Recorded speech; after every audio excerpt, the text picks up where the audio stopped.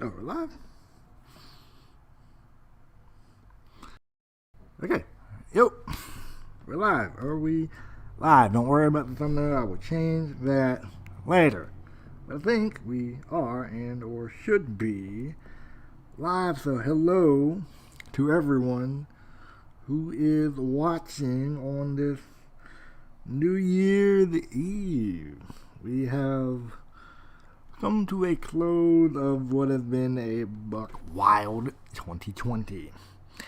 What's up, Sammy? What's up? What's up? Anyway, what's up? It's your boys, JNW Boss in the building. I would like to welcome you guys to another edition of JNW versus the World, where we scour the globe and see what other universes have to offer. This time, we are keeping things in house once again. As this time, we are running down the hit or miss for AOA and AOR from season 2 so far. Last time around, it is the exact same thing. So if you're new to this concept, let me tell you what it is. Hit or miss is essentially a kind of a reflection, kind of a recap almost, where I get on here and I talk about some of the hits or misses from both AOA and AOR throughout this season, especially since we're about midway through it. What's up, Feck? How are you doing? Happy New Year's Eve to you. But real quick, on a note completely, I want to say unrelated to AOA Hit or Miss, may you join the roster at the... hold on. Am I just chilling? Cool. May I join the roster? Yes, of course. Everyone is eligible to join the roster. I will have to see if I have space for you to join. I think as far as who I have on now, I'm going to wait until XI was good, homie. But as far as like people joining the roster right now, I'm going to kind of pause for a minute until I get past World Collide, where AOA will destroy, CTP. But hey, whatever. This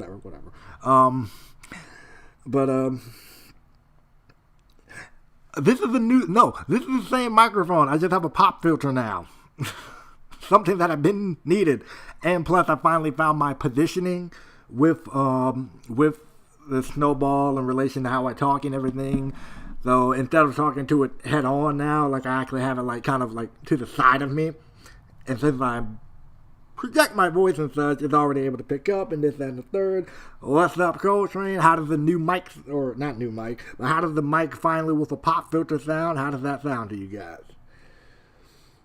What's on calling Exile Company? Cool. Sound very crisp. Good. That's what we want. That's what we want around here. Good. What's up, everybody? What's up? On a note completely... Thank you, Cole. I'm glad it's sounding good. Hold on a second. Let me pause it real quick. Let me hear the sound. Apparently it's sounding real crisp. Hold on. Let me hear this.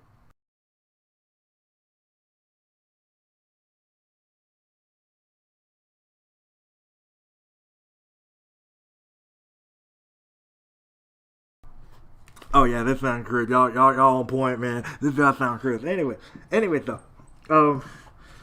You're making 2021 a year effect. Yeah, I guess we'll see, bro. Nice logo. Where'd you get it? I actually made this one. I actually made this logo myself. I will say it's not perfect though. I mean, as you can see there, you still see the little purple outline around the fire ring thing. So I need to, maybe update that or find a different fire ring thing. But the logo I made myself. So yeah, bro. Oh, Cole. Nice logo. Where'd you get? I'm sorry. I misread that. You were saying that to Cole. My mistake. Anyways, we're gonna move on here. I'll ask you on next scene. Okay. Yeah, dude, I got nothing on 20 right now. I really got absolutely nothing on 2K20 right now. Oh, hold on. XL, hold on a second. Okay. XL, do me a favor. Type something real quick. Thank you, XL. XL, do me a favor and type something real quick. If you can. Anyways, while he's doing that, now I want y'all to see something. Yes, XL, you are now a mod. Anyway, it's a fake with the gas mask. Okay. Yeah, bro. Yeah, bro. You mod. We cool. You mod, bro. You mod. Please tell me we're still alive. Okay, we're still alive. Doing good. Okay. All right. So, yeah, massive. All right, let's get into it. I will say, a part of me wouldn't feel right to kind of proceed here without mentioning this. And yes, my screen is black intentionally. Respect sound in the building, yeah, bro. Part of me, I do want to talk about this completely just unrelated to the AOA Hit or Miss stuff real quick. Last night, I'm sure a lot of you all watched AEW and the tribute that they did to Brody Lee. Personally, let me just say that Brody Lee was. I definitely thought Brody Lee had like probably the most potential out of people in the during the time in WWE. Anyways, I thought Brody Lee had the most potential out of the people in the Wyatt family, and of course, other than Bray.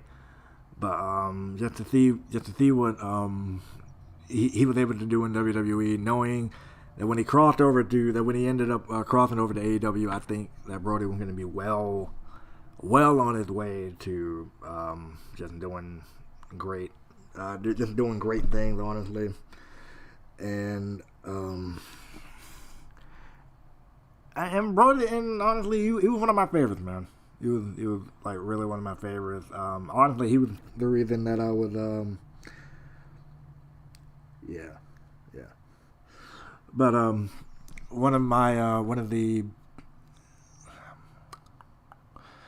reasons that I really kind of got into the Dark Order, because like when the Dark Order debuted, I wasn't really wasn't really getting it at first, and then Brody Lee being revealed as the Exalted One, I'm like, all right, cool, because he went from being a follower and went back into leading the other, and it was really Brody Lee, and then also guys like Alec Silver and Big Johnny Hungy out here, boy. That what's up, Gino? What's up, Blake?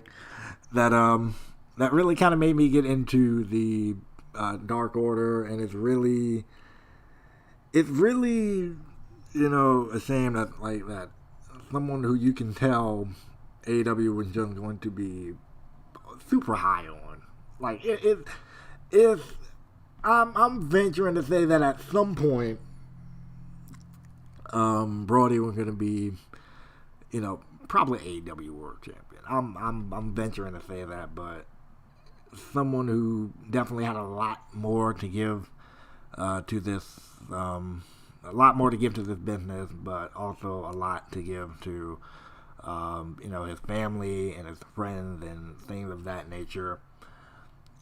To pass away so soon is honestly just sad. I'm still trying to wrap my head around it to this day. So I will say, for the next, real quick, to the men and women of AEW, thank you for putting on a show. That was a lovely tribute show. And to the fans out there who would go around making a comparison, or why didn't WWE do this, or why WWE didn't do that, and all of that stuff, man, like it's bigger than this. All right, the passing of Brody Lee is much bigger than AEW versus WWE or WWE. Why didn't WWE do this, that, and the third? And why didn't I thought Kurt Hawkins, Brian Meyer from Impact saying stuff, and it's like, I mean, is it really that,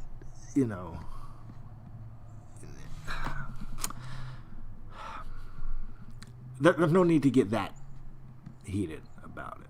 WWE did acknowledge on air. Wrestlers paid tributes in their own way on air. Social media, they did the same thing. So that really kind of just frustrated me. And yeah, you can say, okay, he worked with WWE longer. Okay, fine.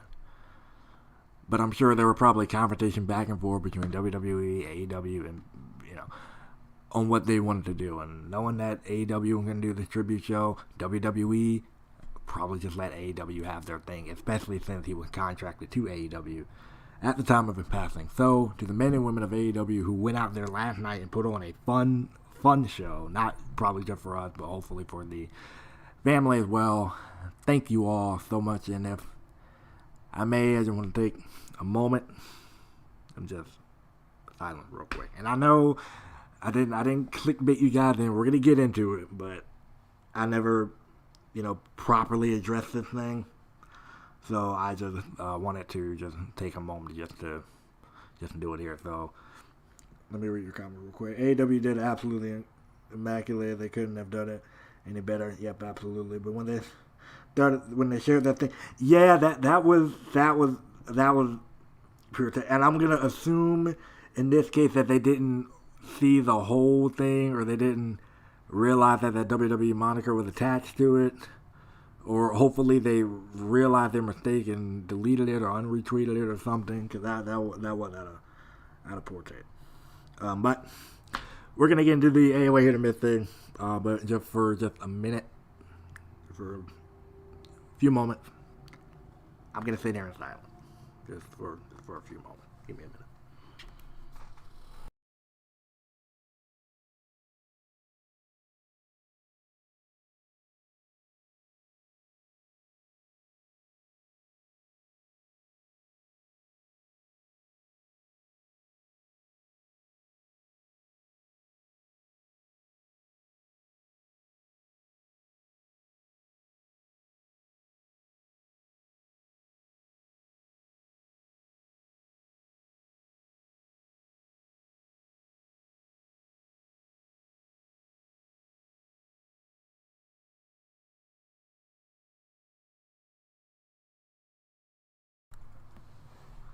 Okay, we're back.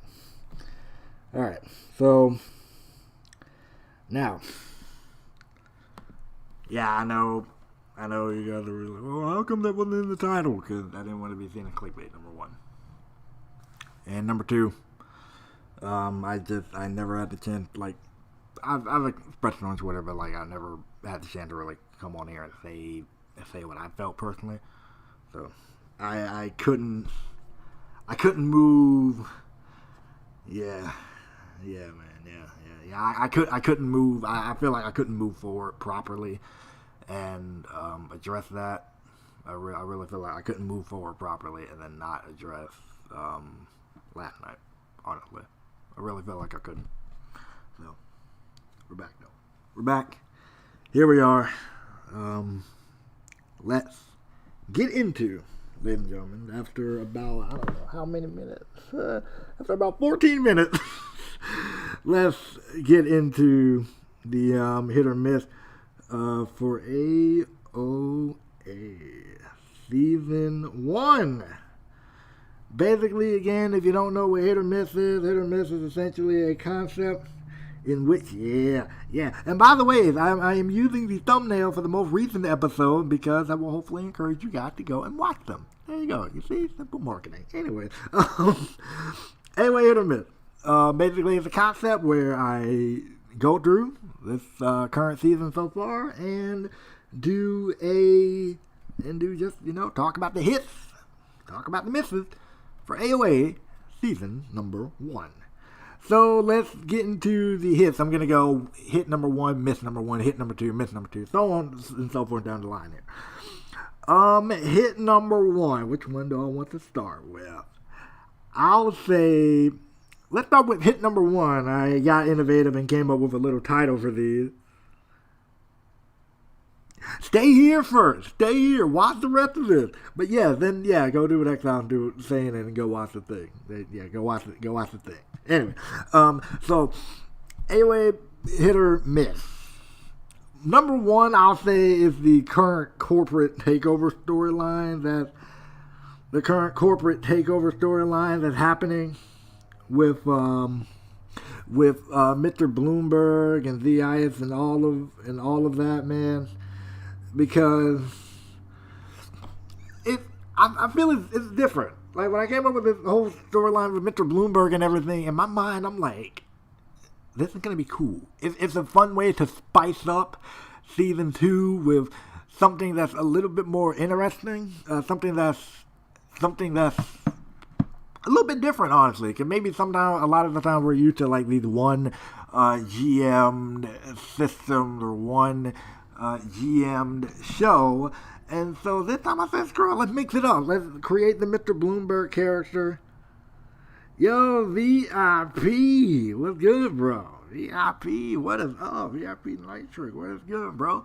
And for some of your commentary stuff, I will be sure to work on that today. Happy New Year's Eve to you as well. Oh, and by the way, for those that are maybe unaware, y'all know how I do stuff all over YouTube. Well, doing stuff for Vengeance of Power is one of the things that I do. And recently, I've been getting back into doing, or at least over the past couple of months anyway, I've jumped back in with them, started doing commentary for them. They do League on Xbox. I will recommend that if you're under the age of 18, you do not watch it. But if you are over 18 or older, go watch it. Do some solid stuff, man. Yeah. Feel free to plug that link here, man. Plug that link here, and I'll pin it up to the comments. So you got the Vengeance of Power link. Plug it. I'll link it. I'll pin it here. So there you go. Anyway, the corporate takeover storyline with Mr. Bloomberg and everything, I feel that it has been a success. It has been a success. All right, cool, Sammy. It has been a success because Mr. Bloomberg was... Okay, let me tell you how the storyline came about in the first place. The storyline came about because I've noticed we cannot get around the WWE logo at all, no matter how hard we try. If we go into the parking lot and we get near the semi, we'll see the WWE logo and WWE Superstars. If we're in the backstage area and we go into that little interview area thing, we'll see the WWE logo. If we're in the offices or whatever, we'll see the WWE logo. So my mind is, okay, let's make use of these logos. And so I decided to come up with some type of corporate takeover storyline thing in which somebody's going to come in and have a problem with DIS and have a problem with how he does things and whatever, and he wants to change AOA one piece at a time. So recently, because of the World Collide stuff with CTP, I put that storyline kind of like on the back burner a little bit. You'll still see, of course, you'll still see the Mr. Bloomberg character and such. You'll still see them, but what you won't see, what's up, Cole? But what you won't see is some of the crazier stuff that they'll do, and when the World Collide stuff is over, I'm gonna get right back into it, and I'm gonna get back into it hard and heavy. So Mr. Bloomberg is about to start flexing his muscles and being the goof that he is, to try to make AOA this peaceful, magical wonderland of wrestling, which it is not. And we're going to continue with that little power struggle there. And you guys seem to like the storyline up to this point. You guys seem to like the Mr. Bloomberg character. And the cool thing about this storyline is that if at any point, if you guys don't like it, I can squash it, and then it can go right back to normal. You know what I'm saying? So at any point, if you guys maybe hated the storyline or whatever, I can squash it and it go right back to normal. That's the thing. And that's the lovely thing about this storyline is I got the flexibility to do that and just end it on a whim. And I think that's a good storyline advice for everyone. If you have a storyline, if you have like a long-term storyline, and like maybe you want to end it, or maybe it's not getting the reaction that you hope it would, have a storyline that you can easily, squash the existence of. If necessary. If it's necessary, have a storyline that you can squash the existence of. Like I'm looking at, like Cole, I'm going to use his show as an example. When the stuff with Velveteen Dream kicked off IRL, he dropped Dream. Found a quick way to drop Dream and to move on with the, with the next phase of his, next phase of his universe mode without causing too many issues, causing too many problems. That's just an example of what I mean. What's up, yo? That's just an example of what I mean. To have a storyline that you can squash instantly without any consequences, rhyme, reason, this, that, and the third, without any of that. So that's why I think the corporate takeover storyline has been a success, and that will be hit number one. Hit miss number one. I titled this one, ladies, it's okay. I titled it that way because the women's division in AOA is not that strong. It really is not that strong at all. I do my best to talk back, Cole. I do my best. But the women's division in AOA is not that strong, and maybe because it came back towards the tail end of the season, so this time I got like a full season to make this thing work. Because technically, in-game wise, the women's division has only been back for the month leading up to Armageddon, the months leading up to, the months leading up to Warzone, Armageddon, Conquer All, next level, about 4 months. Technically, in-game wise, the women's division has only been back for 4 months. What do I think the women's division is missing? I think some more unique, unique characters. Maybe storylines that people can get into. Maybe storylines that people can kind of really sink their teeth into. I feel like I'm kind of getting something there with the whole Carolyn and Ms. Wilcox thing, given that they got previous history, and then incorporating Madison and Angelina in there, some type of four-way conglomerate thing. I like it, and I like that. I like that aspect of it, but I think for me, I think I will feel I need to get like some of these newer women in and get them in a role, because I have like so many women, but the problem is I don't know where to put them. I got females who I haven't even debuted yet because I don't know what show I want them on yet, and because I'm trying to figure out where I can fit them in everything that's going on currently. That's my problem that I'm having with the women's division. I feel like I can't. I have women that I'm trying to get in the show, get on the show, and get them into something that makes sense. I've kind of held off on Emily. If you notice, Emily Elvis, I kind of pulled back on her a little bit because I'm trying to figure out, okay, what's going to be her drive? What's going to be her motive? What's going to be her reasoning for things? I'm kind of getting something going with Eve as like this locker room veteran bully type of character. Hence why she got into a thing with Carolyn. Hence why she kind of got into the thing with Carolyn, but that's not going to be the only thing, even though she lost. And a really, really good match. I have that up on a Action Flashback, so check that out if you haven't. But I'm going to DM you about... Okay. All right, fair enough. Cool. Okay. Something. Okay. Cool. That's fine. That's what I feel the women's division are missing. Like some characters, some unique personality, and some I need to find a direction for. I immediately need to find some type of direction for that maybe isn't centered around the women's championship, even though. With this little powwow thing I have going on between Madison and Ms. Wilcox, it could all eventually lead back into that.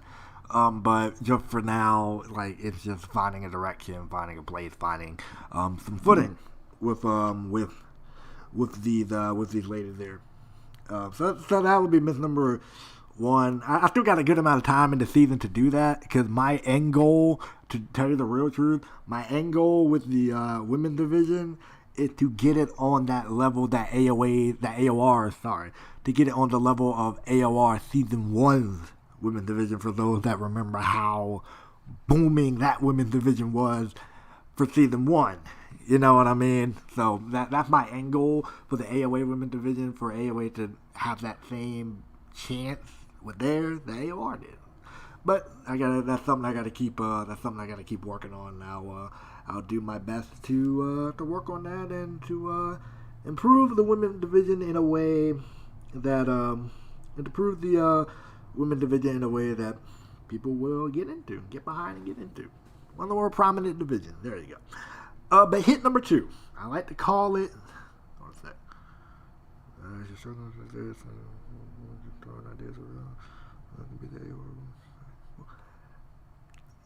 Exile, you are the man. Yes. Yeah. Thank you. I will talk to you about that. Thank you. If you're still listening, I will definitely talk to you about that. Absolutely. That can help. This dude's the man. This dude is freaking man for that. Yes. I would love that. I'll tell you guys. I'll talk in detail with him. Thank you. If you're listening, if you're still watching. Number 2, I like to call it hit number 2. I like to call it. It's not really crazy enough. I don't think it's extra women is knowing what to do with the women I already have. I don't think it's extra women is knowing what to do with the women I already have. Now, if I figure that out and then find out I need some more, okay, that's one thing. But I just need to figure out what to do with the ones that I already have at the moment. So there you go. Anyways, hit number 2. I like to call it mixing up the pot. What I mean specifically with this is getting innovative with matches. Getting innovative with match types. Because already, I've had several, which I'm actually, in all of them, in some way, shape, form, or fashion, has been a success. The South of the Border Brawl between Max Wolf and James Black were the only way it was a street fight, essentially, that took place in Mexico, because AOA was touring in Mexico, quote unquote. It was AOA's, what am I looking for? What was I saying?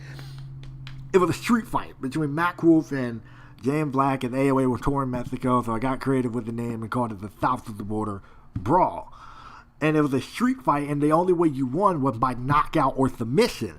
And this was a really, really good fight, really, between Mac Wolf and James Black, that main evented an AOA episode. And the finish of that match actually led to their feud being able to continue.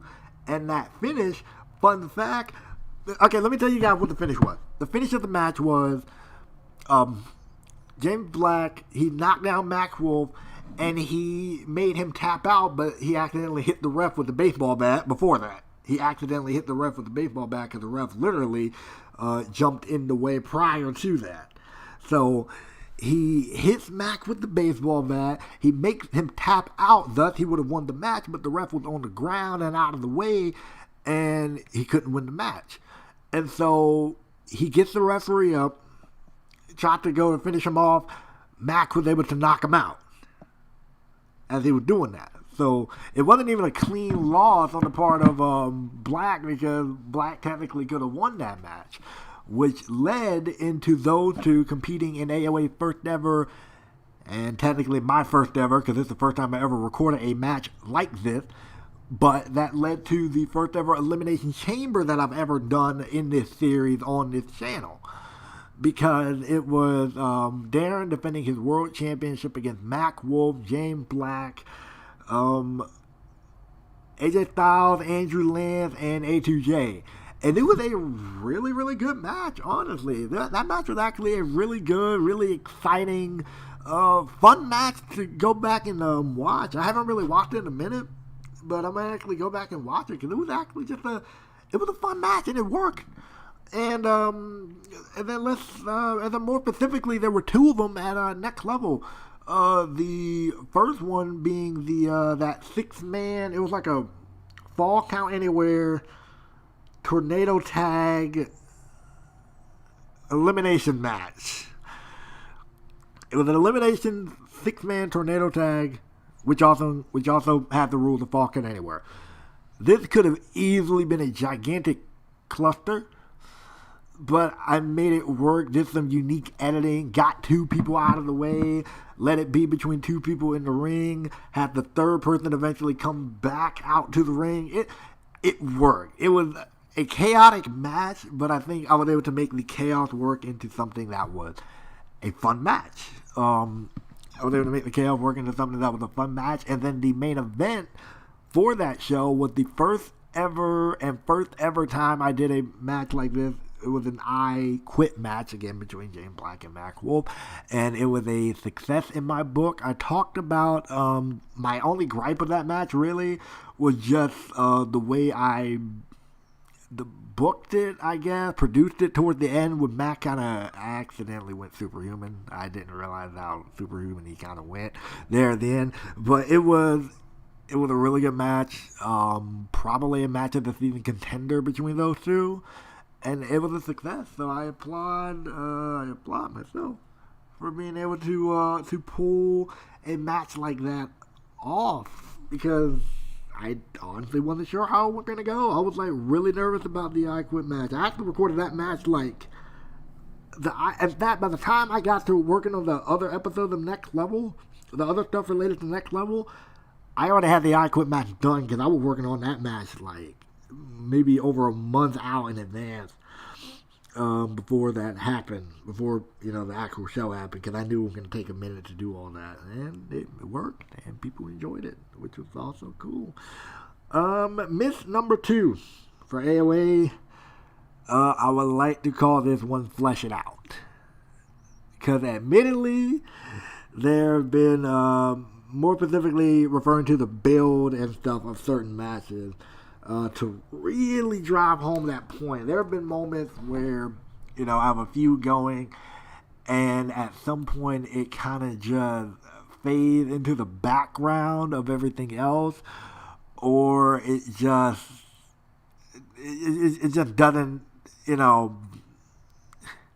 kind of loses steam, if that's what I want to say. It kind of just loses its steam a bit, and I guess in part because I don't want to overload the show, but then by the time I get to the pay-per-view, I'm having to kind of justify, I'm reaching the point where I'm having to almost re-justify this match's existence on the show, so it's one of those things where, like, it's, like, I could flesh things out a little bit more. I'm still trying to work on the way I present certain things. So, fleshing things out a bit more can help. Like, Onslaught, there's no reason, I feel, personally, that there's no reason Ashley versus Carmen should have went in with probably one of the more least amount of builds that I've had. The Global Championship had more builds than that match did, and which is kind of crazy given that the women's division was the thing that really made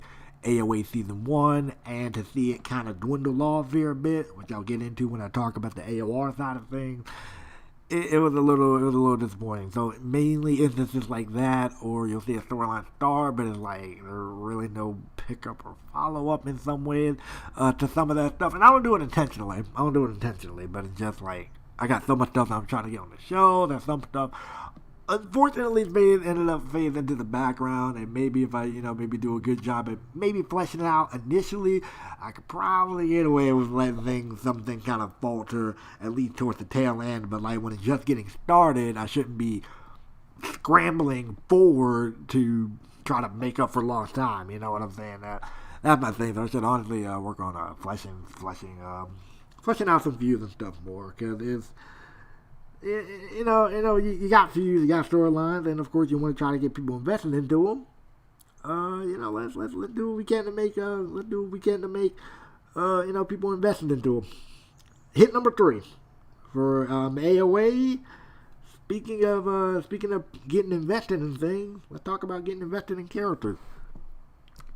Hit number 3 for AOA, new faces. I mean, I think you've seen a lot of new faces throughout this season for real. You are no longer on the sideline, is what I named it, because you have people like people who came in late season 1 or been here for a while and finally getting their due diligence here in season 2. Like Jay Morgan finally winning some championship gold. He finally wins some championship gold. It took him forever and a day to do it, but he finally wins some championship gold, becoming the United States champion pretty early on in the season, which was pretty cool. I was happy for him because I always liked the Jay Morgan character. He was like an original creation of mine. He's been around since, well, technically 2K14, if I want to be technical here, or 13. Actually, no, he's technically been around like since 13 for me. So I've always created him. I always liked the guy. And everything. So he's one of those veterans, AOA veteran. Been around since season 1, just never really got his fair shake in season 1. He had his moments, had his great match with Reaper and actually won. He had a great match with Reaper and actually won. He was involved in the first ever World Collide stuff with Johnny Money, and he lost that match, but he was still a key spy. He had multiple opportunities to become a world champion, but it just didn't happen. So to see him finally have his moment here, win the United States title, and even though he only held it for a short period of time, it wasn't bad. I think honestly, if I would have given him a bit more time with it or whatever, I think he would have been a good U.S. champion, to tell you the truth. But I put the belt on Oxley because I felt like I can get a lot more mileage out of Oxley with the U.S. title, and I think so far I've been doing a pretty good job in that with the storyline that I have him in with Sean Wright and everything currently. So and that storyline got some more edges and stuff I'm gonna go into, as you'll see with upcoming episodes and things of that nature. So it's one of those. Well. El Camino, if you are watching this stream right now, thank you for subscribing. And if you're in the chat, feel free to say hey. Feel free to say hey. I got the chat pulled up so I can read people's comments and stuff. So we just gained a new subscriber. That is lit, cousin. So that means if I'm right, hold on, I might need to refresh this. Hold on, I'm gonna probably need to refresh this just to make sure I am correct, and to make sure what happened, it just happened live, as I'm live right now. Okay, no. Anyway, that's probably old. Probably need to update that. Something, whatever the deal. Nonetheless, though, we got new faces involved. Adrian Oxley debuted late in season 1, getting a fair due. Ms. Wilcox finally winning the women's championship, and she was so robbed in the first season. And she was robbed in the first season. Much appreciated. Finally won her shot. Dave finally becoming a world champion, because he was robbed of that more times than I would like to admit. so it's cool. We got the new faces on here. They're finally doing their thing. People that were prominent in season 1 kind of get their due diligence. It's always a great thing to see. And it's a nice change of pace, too. It's a nice change of pace. And I'm doing that without mitigating, or doing my best not to mitigate, people who've already, been to the top before, keeping them relevant, keeping them doing something. Keeping them doing something. Let's go to Miss number 3, I want to say. 3 or 6 here. Miss number 3. What happened?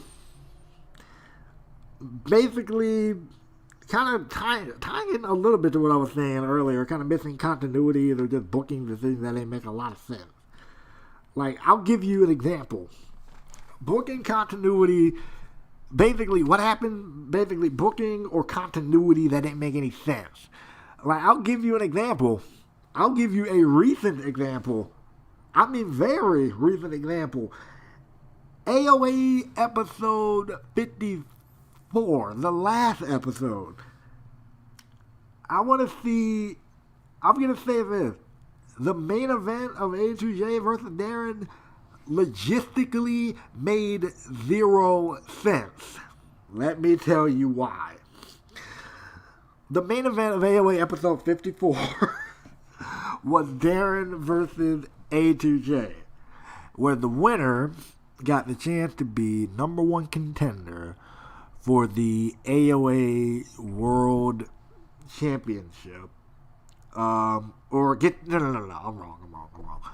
The winner gets added to a triple threat match at Breaking Boundaries that already features Dave and Mac Wolf. Now, why does this not make any sense? Well, here's question number 1. Why is Darren even in a number 1 contenders match in the first place when his championship match at Next Level, which was the most recent pay-per-view, when his match at Next Level ended via disqualification because it was a good match. I'm not saying it was a bad match. Just the logistics of that match happening makes 0 sense. Because I liked the match too. It was a really good match. I liked it. But just the logistics of that match made no sense. Because why is Darren in a number 1 contenders match when his most recent attempt to become AOA World Champion ended via disqualification because someone who was from a completely different company interfered in the match? Wouldn't Darren's next step to be figuring out what the heck? Well, that kind of is what he's doing a little bit. But wouldn't his next step to be, I want my world title match like right now. What type of crap is this? I'm getting irritated here. That should be his next step. He should not have to be competing in a number 1 contenders match for a world championship. What is good, Wes? Good morning or good afternoon, given your time zone or whatever the deal is. Afternoon here, but either way, welcome to the stream. Darren shouldn't be competing in a number 1 contenders match when he already, with his last world championship match, he didn't even lose cleanly. He lost because somebody from a completely different company showed up, knocked him out, knocked out the champ too. And so technically Darren should be getting a world title shot or already inserted into that matchup is what should have happened. And then on A2J, he was actually the one that got pinned. And I didn't find this out until later. After I already announced the match and everything, that A2J was the one that got pinned in the Fatal 4-Way. I thought it was Lance that got pinned. It was actually A2J. Because apparently, the finish was actually kind of cool. So, Johnny Rivers hits a super kick to who I thought was A2J, but it was actually Andrew Lance. Go to make the cover to him.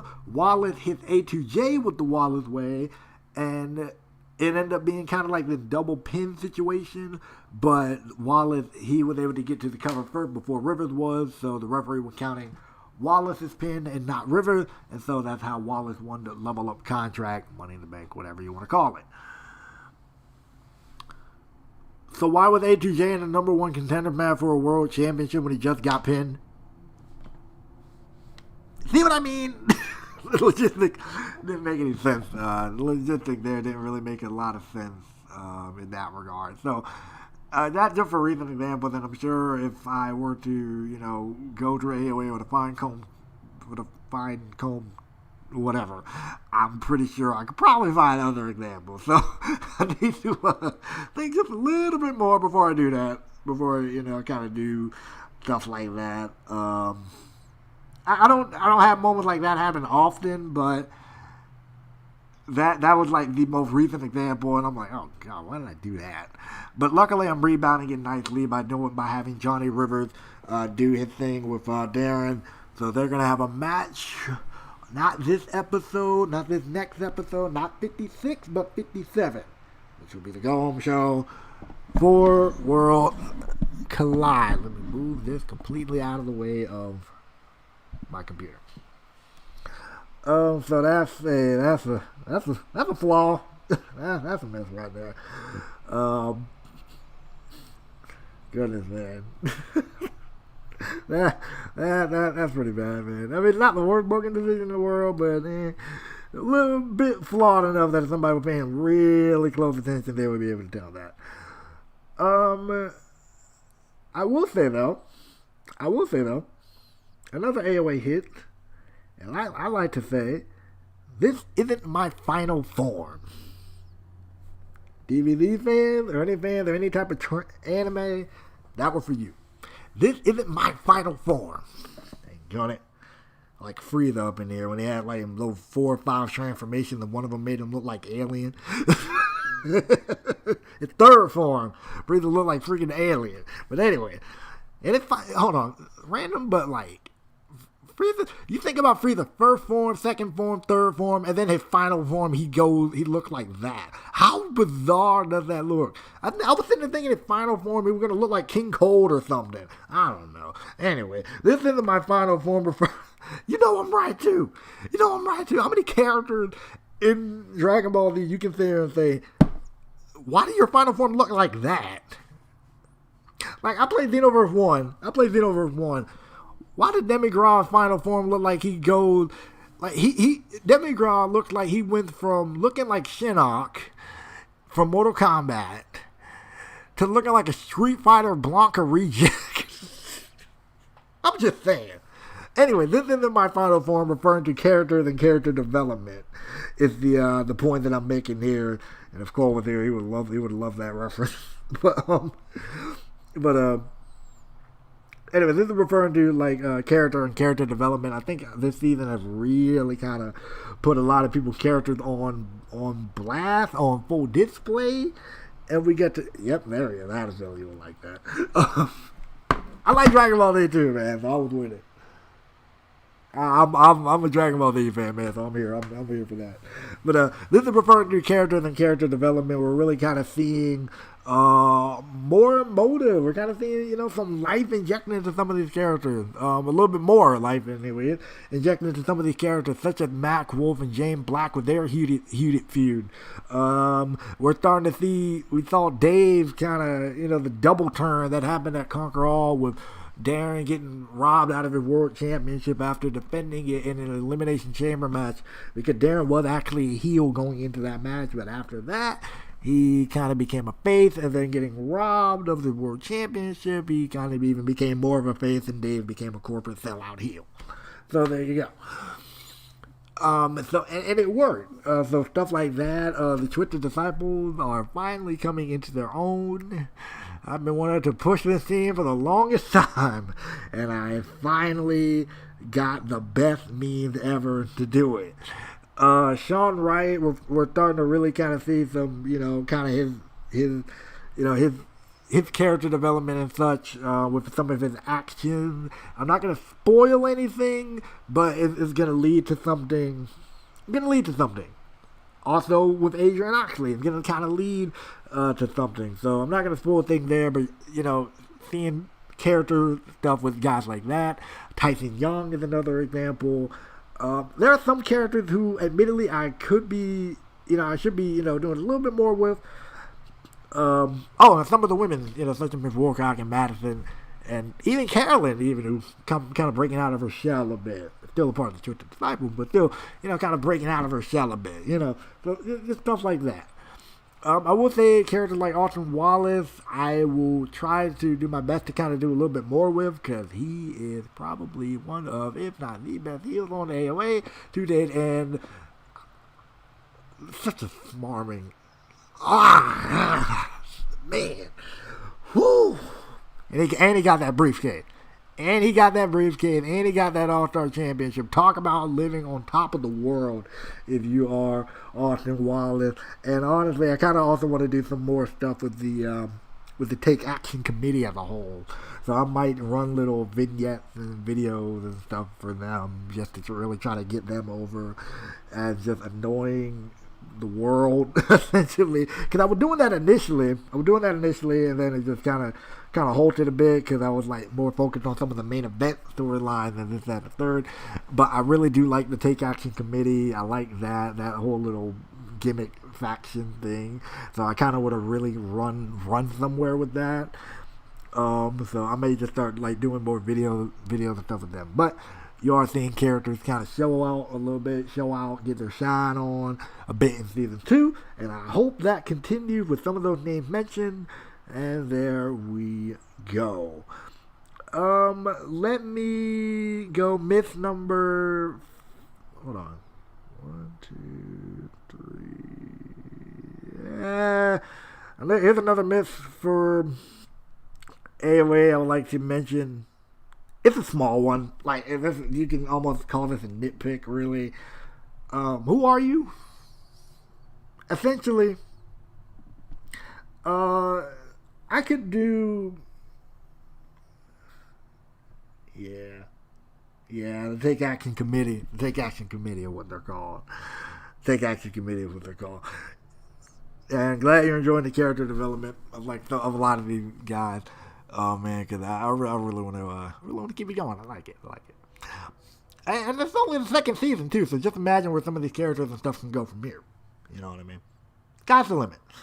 But that leads me to the next one. Who are you? This is something small. This is something real small, so I'm not going to dwell on this too much. Who are you? Basically, I have to kind of keep in mind that I do a call show. I have to keep that in mind. I do a call show, so of course a lot of the faces and stuff that I have aren't super recognizable or noticeable, or some of my calls ain't super noticeable and everything. So what I'm gonna, kind of start doing is for like maybe backstage promos or backstage segments. When you see someone on screen, just a brief little name graphic to say who this person is, just in case, because you never know who's jumping in watching for the first time. Just something small. And for, people who watch on a consistent basis, that's going to be kind of annoying. But I got to cover all my bases here. So just a small little name graphic could help out. Just a small little name graphic could help out with, just getting people to understand who these guys are and who they are. It's a little small thing I can do. Which, speaking of things related to that, pretty lights. The production has improved. Yeah, I know. And something small like that can help with that. Because some people, they learn audibly. Some people, and sometimes I'm not even saying the person's name in the promo. Or like I'll basically say their first name, but, so... yeah, I mean, it happens. Cole, I'm not gonna lie, I forget your call sometimes too. I ain't even gonna lie, I forget. Sometimes, like, whenever, like, sometimes I'll be watching the show and I'm like, or you'll mention a call, I'm like, now who was that again? Who was that? Who is that again? So, I get it. So, I mean, and plus, since I do all call shows, that's something that I can start doing. I know your prominent guys. I know who your prominent guys are, like Samson, Perkins, and that third. Some of the other ones, I'm like, all right, cool. I know. But anyway, I mean, cool, but I don't know who you are. But yeah, that's something small I can do, especially since I'm a majority call show. That's something real small I can do. So I can still do my segment like normal, but then go back in and add text. And I can just do it one time. I don't have to do it for every single time the person's on the screen. But just like if they're talking with someone, maybe if you see The Ice on the screen first, I can say AOA General. I could put in text AOA General Manager The Ice. Have it play for a couple seconds, just fade off. There you go. So, there we go. Expect that as more of a production thing. Oh, and guys, if I forget to do that, hold me accountable to it. Say, hey, bro, add the name. Remember you said you would do it. Add the name. Because I'm being serious, because that would help people who are brand new to the series and anyone who may be watching for the first time. And just like y'all said, y'all forget sometimes. Y'all forget some of the time. So there you go. So it's something small, but for me being a car show, I feel it's necessary. You know what I mean? Now, WWE shows ain't really got to worry about this a lot of the time. A lot of the time, WWE shows ain't got to worry about this because everybody knows who Adam Cole is. Everybody knows who's John Cena is. Everybody knows who Lars Sullivan is. So, you know, just for me, just a small touch for me. That's something I need to do. Or I'm going to start doing. I don't know if other people are going to do it, but hey, whatever. Anyways, back to, speaking of things production related, Pretty Lights. That's another hit for AOA because honestly, production value of AOA has gone up. It's gone up. We got post-match replays. I know how to make my own graphics. I mean, you're looking at one example right now. Look at this thumbnail. Now compare that to some of the stuff from season 1. Ain't that good. And I always want my production stuff to get better. I could learn Photoshop, but I'm scared to do so. So I need to learn Photoshop, but I'm admittedly scared to do so. And of course, I now do my own match graphics, pay-per-view graphics, this, that, and the third. Promo videos even. Promo packages for matches and stuff. There was a cool little recap, cool little picture audio recap thing I did for Last Man, which was really, really nice. So just stuff like that. And I even did one for Mac versus James recently. Mac versus James Black recently. It's up on the channel. Y'all can find it. It's on the channel. Recap. Little recap. Pretty similar to that. You know, just stuff like that. Just production value gone up, and I can promise you, the more I learn stuff, the more I, experiment around with stuff, it'll go up even more. And I like it. My sound is sounding better. Especially now since I got good positioning and stuff on this mic. Sound is going to be better. All that other stuff. Highlight reels. This, that, and the third. We cooking, players. We beginning to cook around here. We're almost finished with the AOA side of this. I've probably been streaming.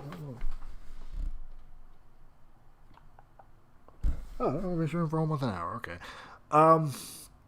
Next hit. Or next miss, anyways. Okay. Alright, I'm going to save this next one for last. Visual aid. We got 2 more to go for each side. Visual aid is another miss. Again, it's something real small I can do. Like, maybe if I'm having a character cut a promo or something, I have access to my older videos.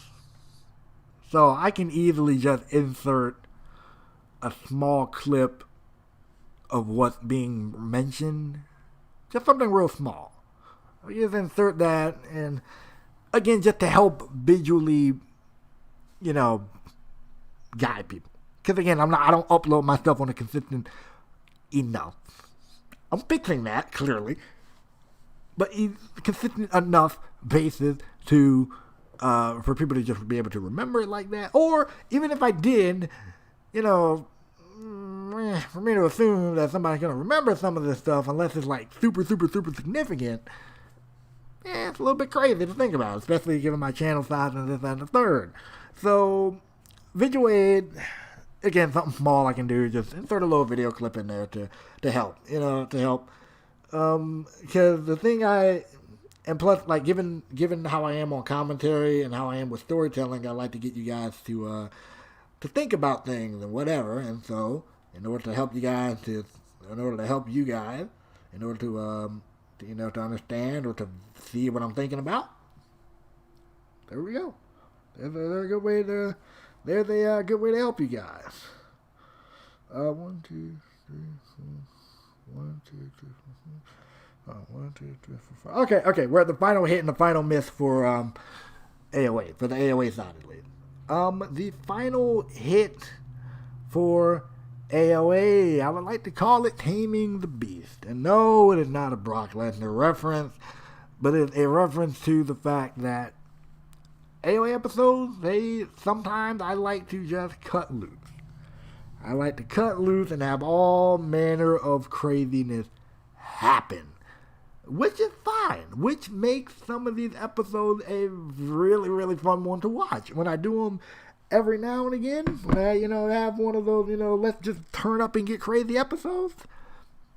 When all that action lived up to its name, is what I like to say. When all that action lived up to its name, for some episodes, they can be fun to watch.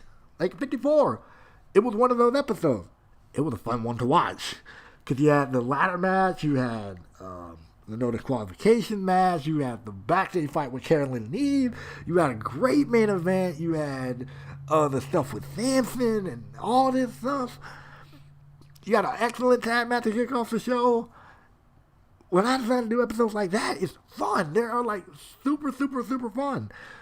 And taming that, meaning I don't go crazy like that every single episode. Some episodes I sit back and chill and I give you guys, do my best to give you guys a sit back, chill, do my best to give you guys a good show.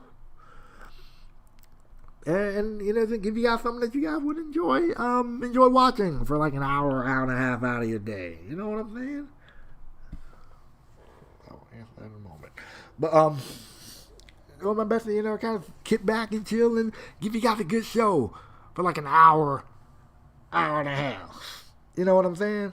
That's what I do. That's what I try my best to do. And I think out of all the hits in the world, as long as I'm giving you guys an entertaining show, while not losing my mind 24/7 with these shows, I think we in business, guys. So, without further ado, let's get into the final miss of this show. This one is a personal one. Just go. Meaning, part of the reason why I struggle so much with getting some of these episodes out is because sometimes, a lot of times actually, I have a hard time with getting matches to something that I consider good. Which leads me to redoing matches over and over and over again. Which means the show takes longer to put out. Now, does that effort pay off? Absolutely. But the problem that I feel I have is I put too much, not emphasis, too much time into that on a 6-match show. 5 to 6 match show, typically. I think one time I had like 4 matches, but still. 5 to 6 match show, typically. I do the same thing. Yeah. And it's one of those things where it's like, it's crazy. It's one of those things you almost kind of need to trust your gut a bit, or to just give it a shot and see what happens. Because I've had matches that I thought were just okay, but then I'm going back and watching it into the premiere, and it's like, that was actually pretty good. You know what I'm saying? That was actually a pretty good match. I'm with it. You know what I'm saying? So that is one of the things I'm working on it. But I need to just trust my gut a little bit more on some of these and just go. Like, it's to a point where, I mean, I don't like to, yeah. It's to a point where, like, I don't like to toot my own horn. I don't like to toot my own horn. I really don't. I really don't. But it's one of those cases where, like, dude, I know how to put on a match. I know how to put on a good match. I know how to do it. I would say I know how to do it. The thing is, I just need to do it. I know how to put on a good match. I just need to put on a match. Now, vice versa, I've had matches on the other end of the spectrum. I thought it was good, and then going back, I'm like, but, and then there were some matches where, like, no matter how hard I try, I'm not going to get a good result, so what you going to do with the best of what we got?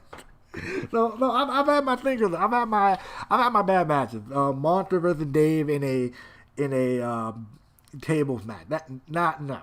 No, that was not that good. I'll even say maybe Carolyn versus Wilcock even recently from Next Level. It wasn't that great. It was.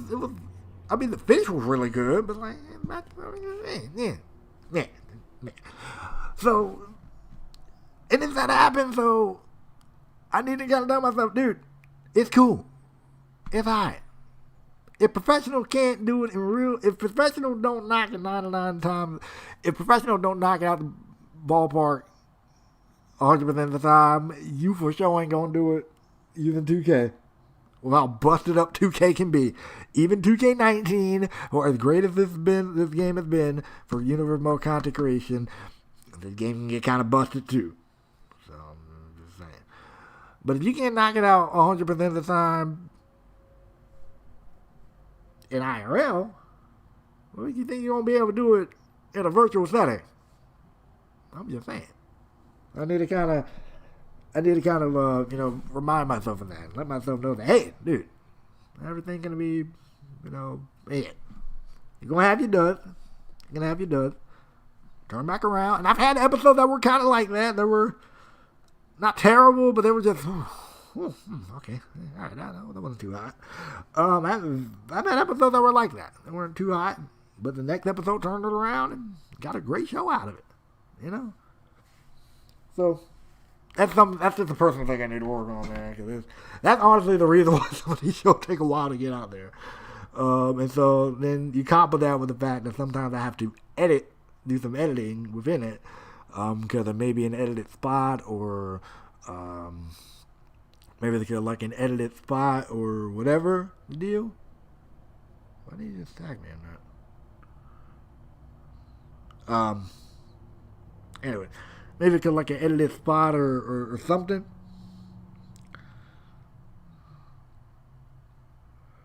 Yeah, like Judgment Day. That, if I were to rate that show, honestly, I'd give it maybe a 6 out of 10. It wasn't the best show. It really wasn't. 6. Highest I would probably go with a 7, but even that I think is a bit of a reach. 6 out of 10. But yes.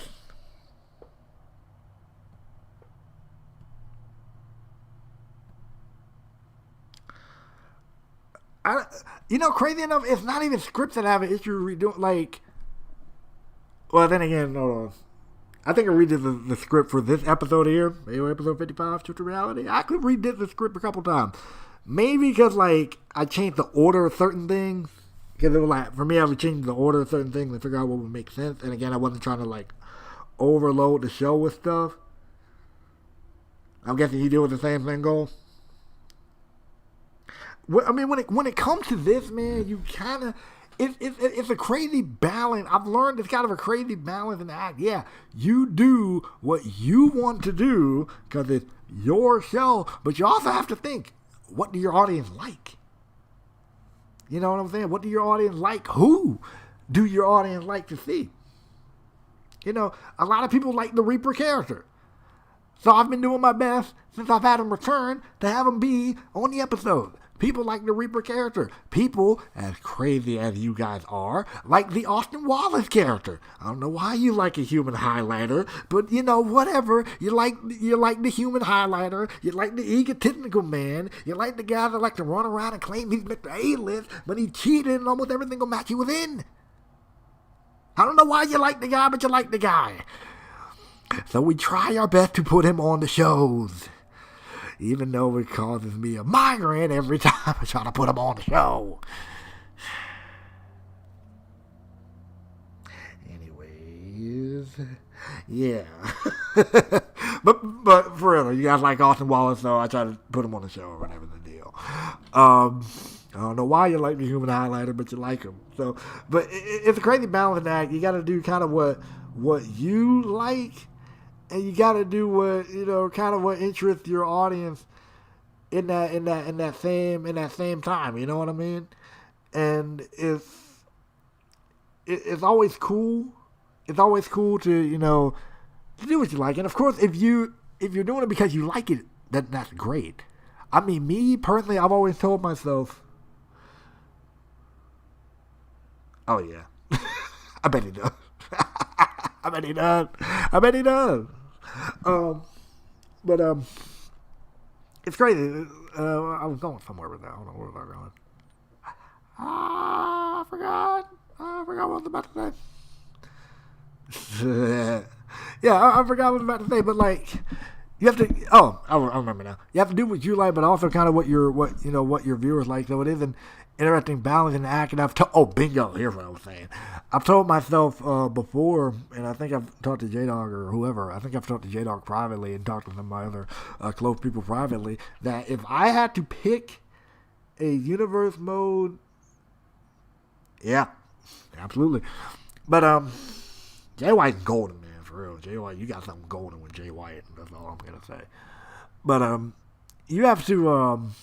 I've always told people that like if I had to pick a universe mode to drop, like if somebody said no, you are not allowed to have 3 universe modes on your channel. The maximum you can do is 2.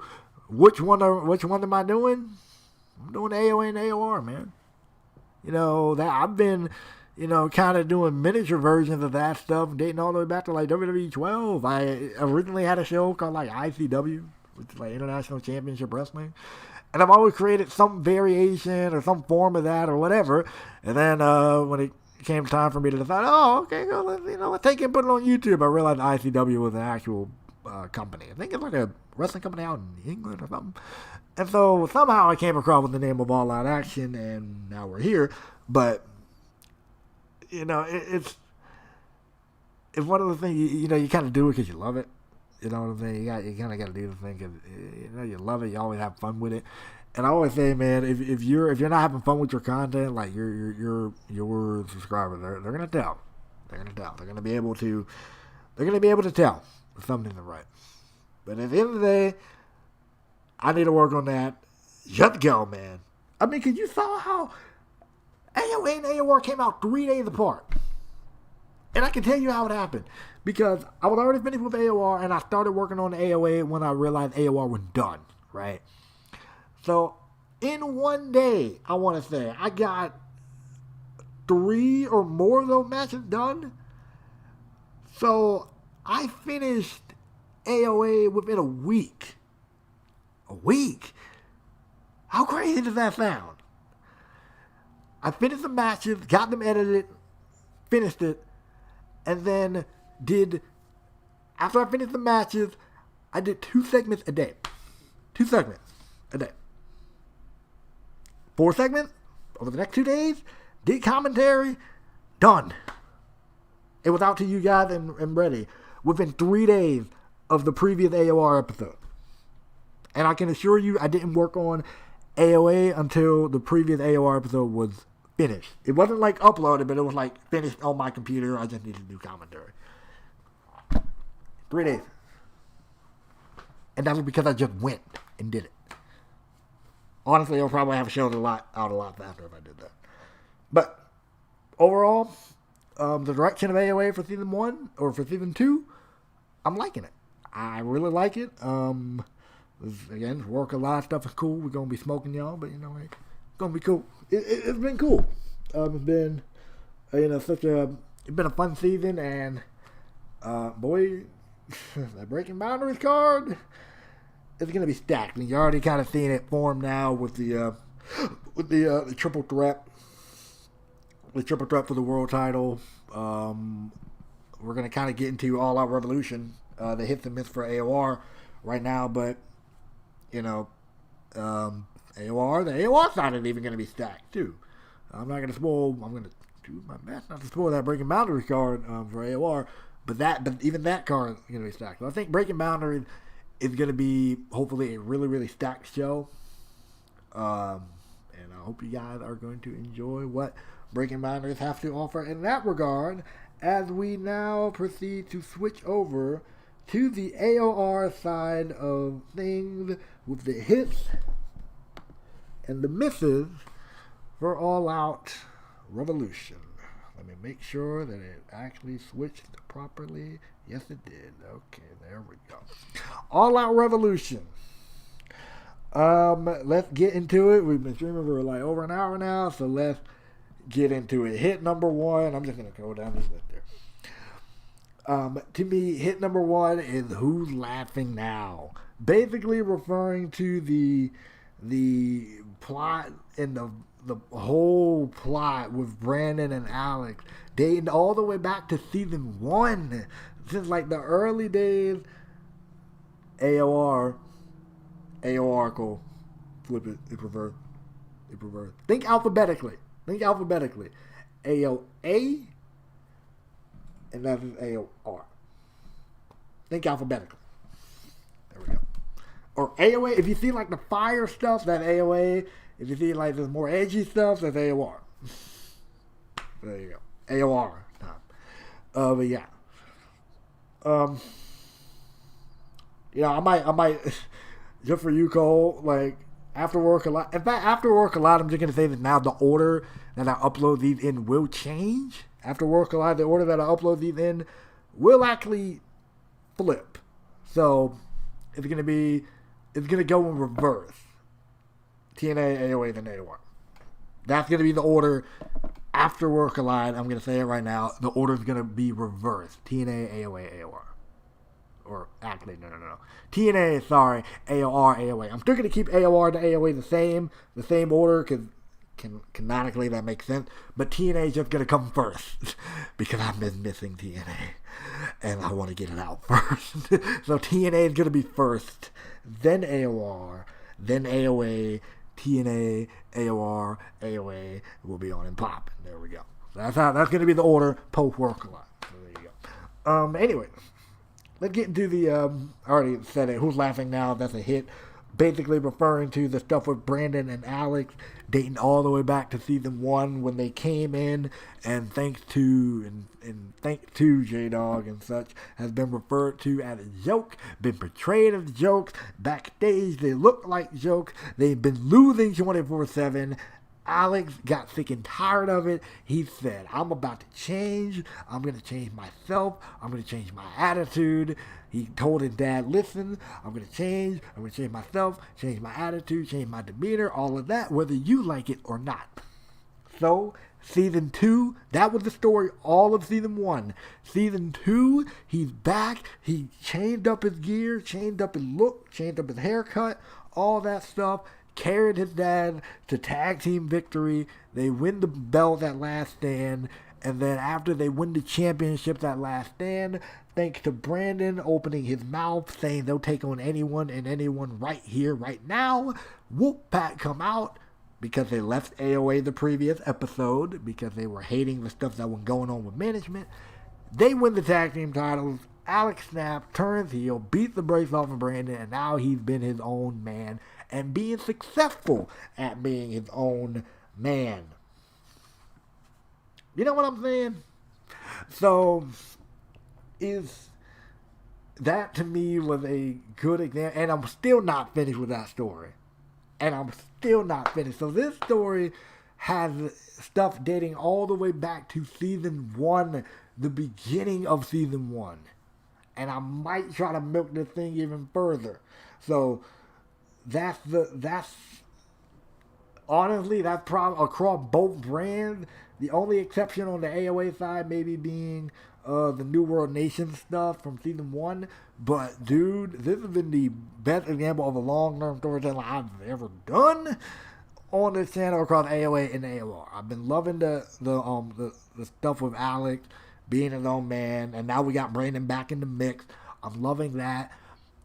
Brian Dexter now being a good addition to the feud and giving his backstory and everything. He's sliding in perfectly. There's going to be a couple of more twists and turns I'm going to take this storyline in. But, dude, trust me, this is a good storyline. And I hope you all have been enjoying it too, because I definitely think this has been a massive hit for AOR at the start of season 2. Now, Miss number 1. For AOR, I'll say it's lost. It's something I like to call you kind of lost your shine. Uh, Meaning the AOR women division was the peak in season 1, to the point where they main evented AOR Live On, and it wasn't because WWE was doing it at the time. It's because naturally they were some of the better parts of the show. The stuff with the women and the women division were some of the better, if not the best parts of the show. Like matches wise, they were having probably some of the best, if not match of the night on occasion. And at Live On, they kind of did the same thing. They went out there, and if you said the Iron Man match was match of the night, okay, that's fine too. But you can also sit there and say either Chloe versus Kimiko was match of the night for you, or the women's division was match of the night for you. Whatever you thought. Oh, and let's not forget that ladder match. Let's not forget the ladder match. I love Live On. I might actually go back and do a watch along at some point. Maybe if we get close to Live On for season 2, I may actually go back and do a watch along of Live On for season 1, because it was such a good show. It was such a good show. J-Dog really brought an A game on commentary. We both gel well, and the action itself was outstanding. Probably one of the more better in ring quality wise, match wise pay per view that I put on. Really, it was a really fun show too. But the women's division kind of lost a little bit of their shine. They're not as prominent as they were as in season 1, and I'm kind of working on getting them, if not maybe on that same level, maybe past that. And it's kind of that same deal. And I think it is also helping now that I am bringing back some of the more prominent women. Like Chloe Sharp is back. Ashley Knight will be back. So I think stuff like that's gonna help. But I think also at the time the reason the women's division clicked so much because at the time AOA didn't have one. Number 1, and then number 2, they were, how do you say, they were they were putting on some of the better matches, and JB wasn't fully fleshed out as the world champion just yet, so the women kind of had to step in there. And they did. But I still want to keep that shine going. I mean, the women's division was a great part of AOR for season 1, and I want to continue here. Give me a moment.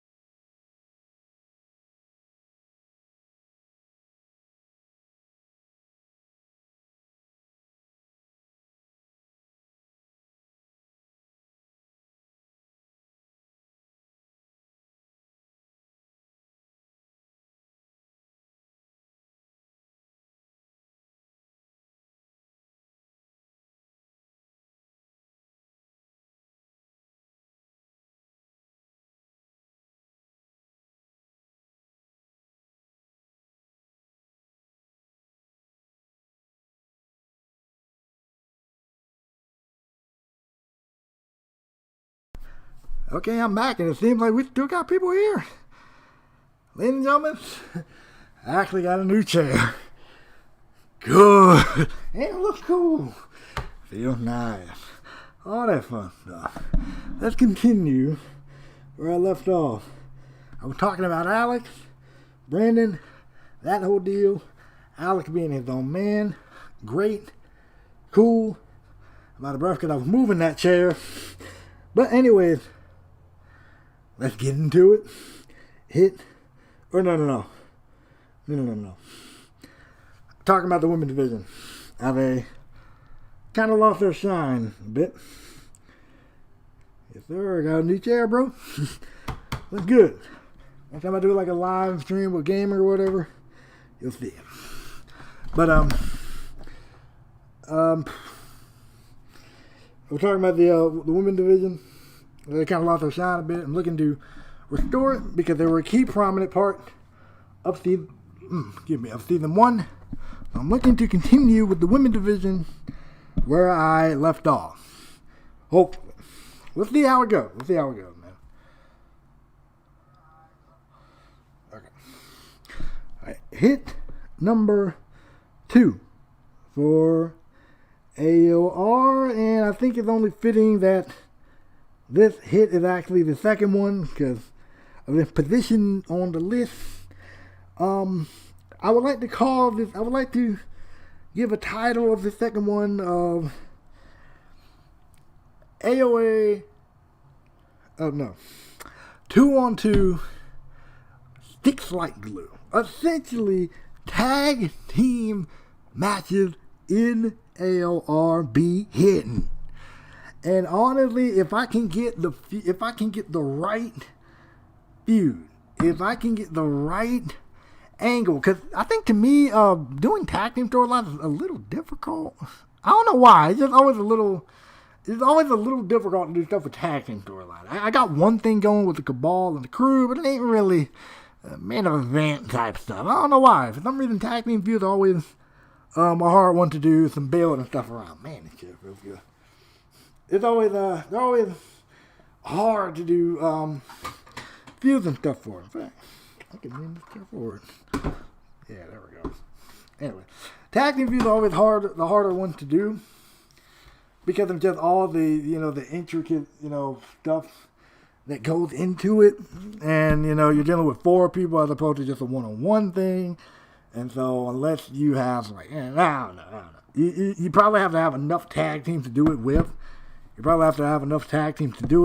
And you also have to have enough. What's the word I want to use?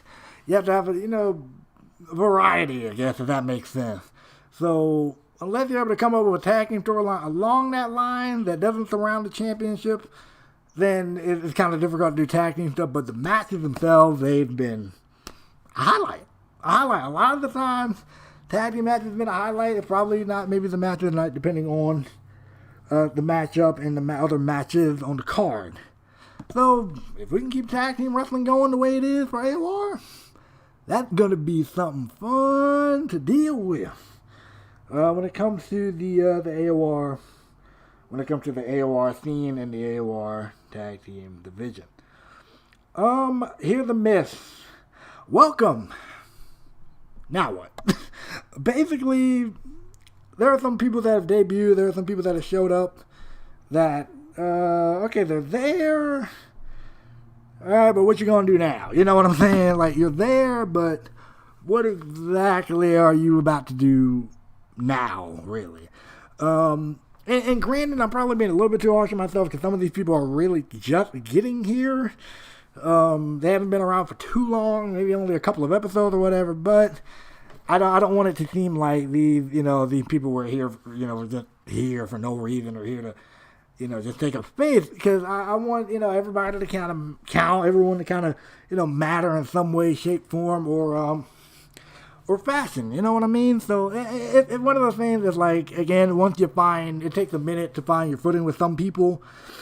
And once you do that, though, I think everything will be all right. And I think with this, things will be all right. Just got to find my footing, find my place, find my positioning with these people and what they're going to do on the card and all of that stuff. That's my personal thing. That's my personal thing. And that would be, kind of, it's unfortunate. It's unfortunate, but, such is life. It kind of happens. You do what you can. You try to put people in interesting spots and interesting positions, and you'll see what you can get. We'll see what we can get. Picking back up. It will be another hit for AOA, for AOR. Now Cole got me doing it. For AOR, because there are storylines that continue from season 1, carried over into season 2, and there are some storylines that I picked back up because I wasn't really maybe feeling the direction or whatever that it was going in, or I'm looking to bring some type of conclusion, and I ain't gonna spoil nothing, but there's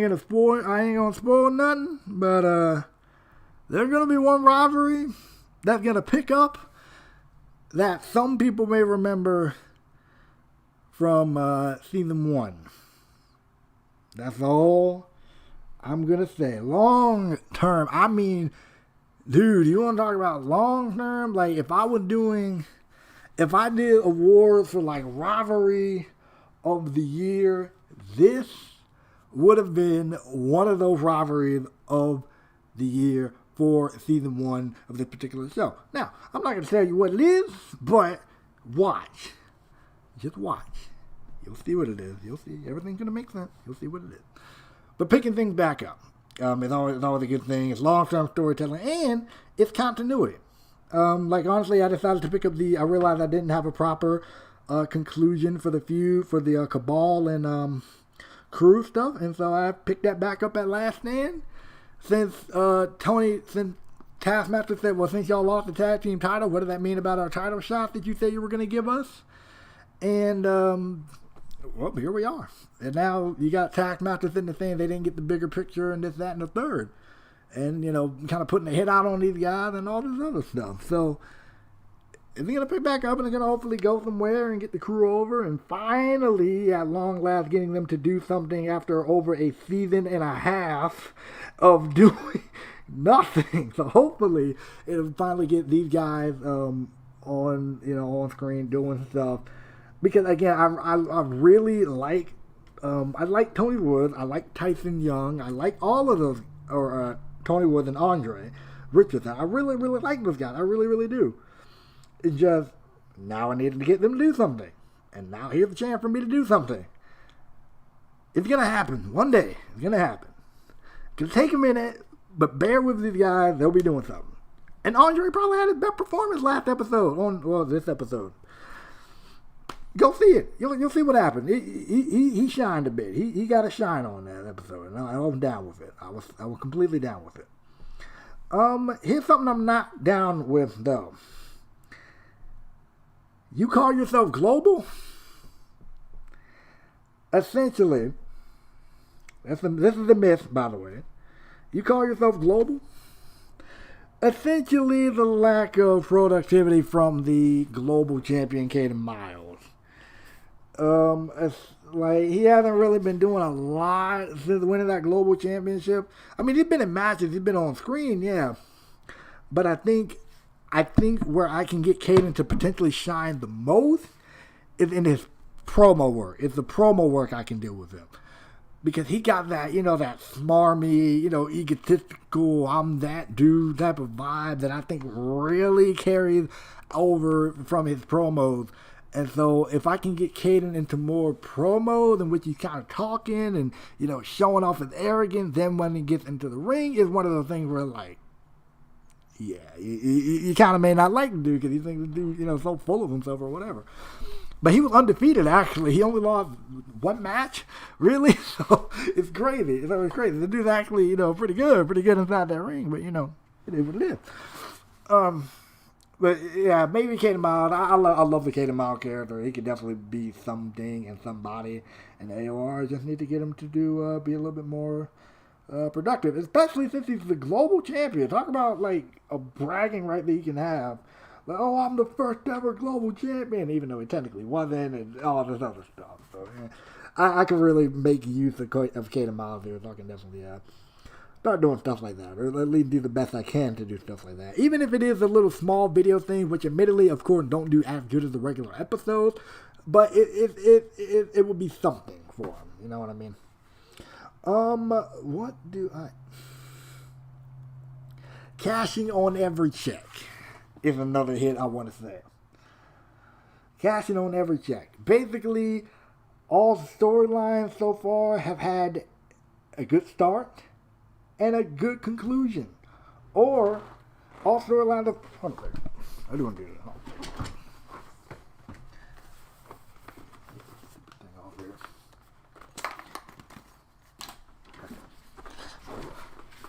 Bothering me so bad. Anyways, he sure has a little pillows on him, and that one was just bothering me. So, cashing in every check. Essentially, what this means is every storyline so far has had a good start. We've consistently had 4 people in there. I'm happy about that. But every storyline has had a good start and a good logical conclusion, and it ended at the right time and hasn't gone overboard, hasn't gone too long, hasn't outstayed its welcome. None of that stuff. And I think that's the thing I kind of commend myself for on AOR, that each storyline that starts in some ways have ended or had a good payoff. Like the Bounty storyline with JB and RJ. And in fact, it was the Bounty storyline that fueled the second match. Oh, that's cool, bro. That's cool. It was the feud with JB and RJ that really fueled the Bounty storyline, and it was pretty nuanced. So you wouldn't even necessarily think of Jackson Wade as being the guy behind the Bounty, but whenever he came out, made an exclamation, it made sense. It made a lot of sense logically, and I think that's the thing I appreciate about a lot of these storylines. They've been logical. They started well. They've ended well. What more can I really say? Even though it wasn't like some crazy bang. It went well. You can look at that and say, okay, if the storyline ends right here, that's a good storyline. That's a good way to end it. Which is good. So, cashing every check, all the storylines have been working. It paid out well, or started well, paid off well, all that fun stuff. So, y'all cool or not? Now, I'm going to answer this one within the next couple of episodes, but, y'all cool or not if referring to RJ and JB? And mainly the fact that they have not gone face-to-face since JB came back. And since RJ was the one that caused it, and now RJ was the world, in fact, since RJ was the world champion at the time, at least. And now they're back, and now RJ has another chance for a world championship match again. The fact that these two haven't even encountered each other one time yet is a little, it's a little like, but I'm going to be sure to fix that within the next couple of episodes. I'm going to be sure to fix that within the next couple of episodes. I guess the reason I did with what I did with Jackson Wade and JB, because I kind of want to plant seeds of them two having a match eventually down the line. But I think for all intents and story purposes, RJ should have been the first one that JB sees whenever he got back. So, and again, a little, maybe a little lapse in logic there. That could have definitely gone a long way. And I could have used that as a story device leading into the rematch that RJ going to have for the World Championship on not this episode, but the episode prior to that. So, there you go. Another hit for AOR. We're almost finished here. We got two more. Making the world champ matter. JB. Honestly, late season 1, when he let me say something. When he won the AOR World Championship tournament, it was AI simulated. So there you go. That's number 1. In fact, I'll tell you right now, the person who I wanted to win that tournament was Andrew Lance. Andrew Lance was supposed to be the first AOR World Champion. And he was actually going to beat JB on the episode. Okay. Let me see which one was it. Episode 5, I want to say. Yeah, episode 5. Episode 5. The episode where RJ faced JB, it was actually going to be Andrew Lance versus JB. Because the segment on episode 4, I did a segment between those two. And the thing was, if Andrew Lance didn't win the Battle Royal, he was going to get a shot at the AOR World Championship that following episode. Well, Andrew Lance won the Battle Royal thanks to the AI. So note to self, never ever let the AI do stuff for me ever again. But he was actually going to beat JB that episode. He was actually going to beat JB that episode and become the world champion. Episode 5. He would have won. That would have been Andrew Lance's time to become a world champion. But he won the Battle Royal, so he was officially signed to AOA at that point, so he couldn't. Anyway, RJ steps in.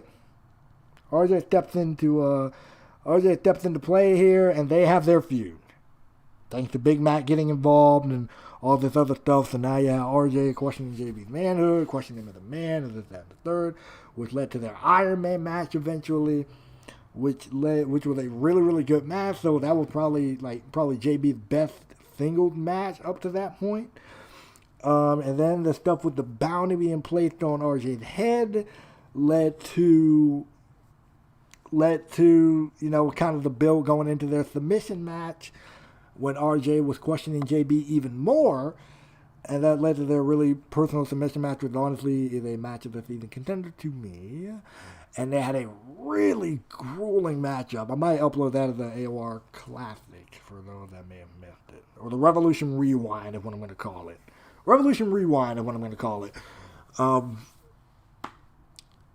They had a really, really good match. And I think it was due to that feud that he had with RJ that JB became solidified as that main event guy. And now, because of that, he's now back in the tag team division, sort of. He can still do stuff in the tag team division, still be a tag team, but still be elevated to that main event level scene if at any point that I choose to, because of his world title run and because of the success that he had as a world champion. And hopefully, Big Mac will one day follow suit, and then I can do that with both guys. Elevate both guys to that level, bring them back down, doing whatever they wish. And hopefully, Big Mac will be the next guy I'm looking to pull that off with, eventually. Some point down the line, it'll be Big Mac's time. But until then, JB had a good run as world champion. He mainly feuded with RJ, didn't really defend that title against anyone else, but RJ Miles, actually. But even then, he had a really good feud, really good storyline. He mattered. And now the AOR World Championship matters.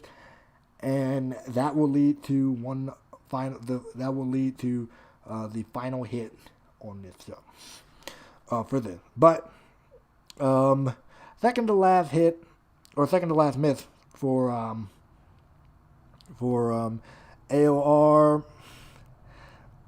It's called Hey Guys, the team is over here. Top Class Warriors, the faction that is led by current AOR World Champion Jackson Wade. And his members are the Black Assassins member Johnny Evil and Simon Ortiz, who are the current AOA Tag Team Champion. And Brandino and Madison Barnes. Hey guys, the team is over here. Essentially, they are a good faction and they hold their own inside the ring. The problem is they need to look more like a cohesive unit. Maybe Jackson Wade, whenever he has a match, he comes out with his guys, or Brandino in some interaction comes out with his guys. Now, people come out for Madison's match, people come out for Brandino's match, but maybe for Jackson's match, maybe we have everybody out there. Or it could probably help maybe if I get like a logo, like a little custom logo for these guys. That way they have their own, Top Class Warrior shirts or something. Or maybe some backstage segments can help with them just talking to each other about what they're going to do. Or Jackson maybe giving instructions to these guys. Just something along those lines. That way you can see the cohesiveness, see the camaraderie between between those guys. Because I think they're a good faction. I like the faction. I like the members involved in that faction. They just need to do more stuff to look like a proper faction. So that's my...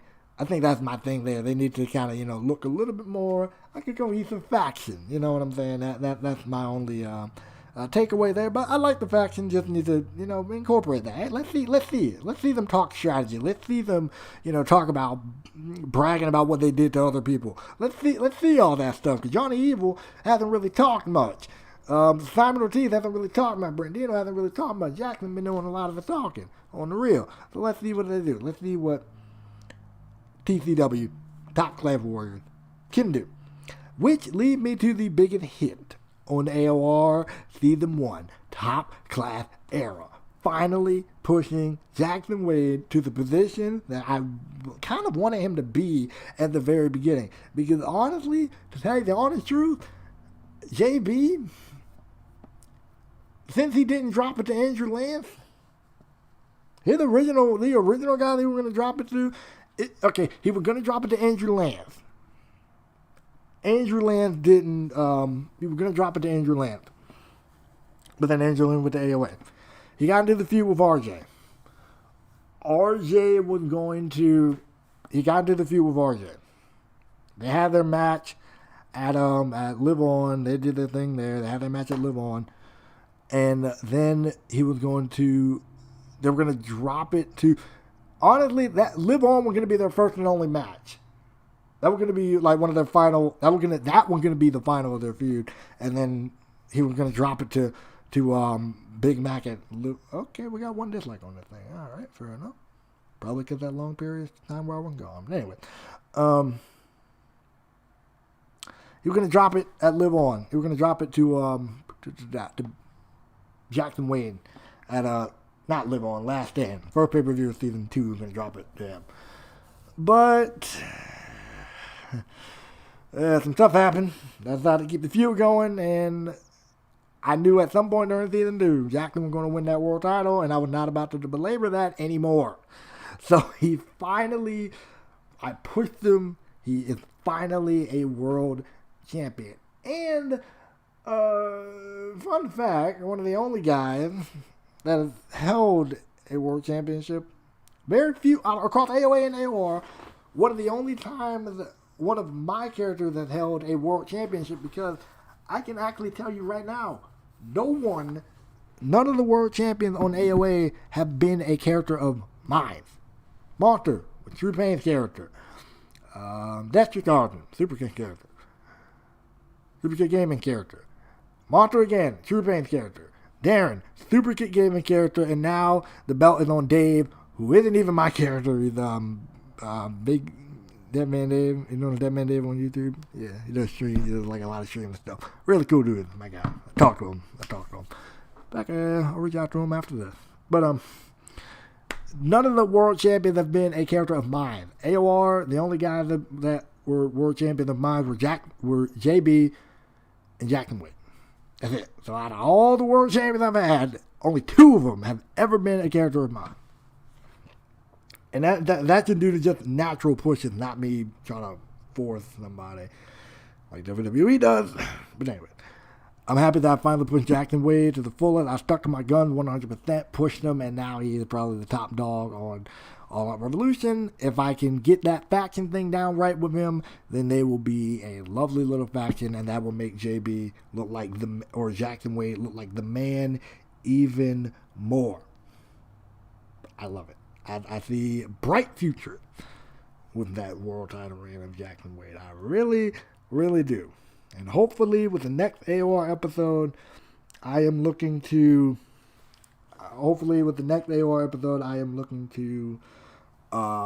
give Jackson Wade probably one of his best first title defenses when he rematches RJ Miles for that world title. I can't wait. And then the final miss. What about me? Basically, Madison Barnes is the only TCW member who is not finding success. Lost the previous number 1 contenders match, and some of the other matches he's lost to, and haven't really been doing as hot as the other TCW members. Now, I may do something with that and do something with Madison to help her out a bit. and to give her, some gusto, and to kind of make PCW even more heartless and careless. But I might do something with that. I'm debating it. I'm really debating it. But I think I need to kind of build that up first if I do plan on going in that direction with it. But that's the only thing. I think if I need to start kind of getting Madison some wins there. I mean, she's been losing some pretty significant matches against some pretty significant opponents and some pretty significant positions. And if I was Madison, I'd be stunting. If Madison should be straight stunting right now, I'd be like, listen, look, y'all ain't got no one. I'm with people that got all the gold and this, that, and the third. If I can get Brandita the global championship some way, somehow, I need to maneuver that around in a way that could make sense. I'll do it. But that's what I need to. That's what I need to do. So if I can really just work on the faction dynamic, kind of show the unity, show the camaraderie between everybody, then I think that could really help Top Class Warriors elevate and become a faction of my own creation and one of the better factions of Season 2. There you go. That's really all I gotta say. That's all the hits and misses for All Out Revolution and All Out Action, respectively. Thank you all for watching. Hope you all enjoyed. If you can, leave a like, comment, subscribe. Check out the other videos and streams on this channel. Spread the word. Spread the word about this channel. The taping. I'm gonna start recording AOR next episode starting next year, because I've been taking a break from this stuff. Really. So, until next time, I see you guys. Be a boss, and I will holla at you guys later. Happy New Year, everybody. Peace.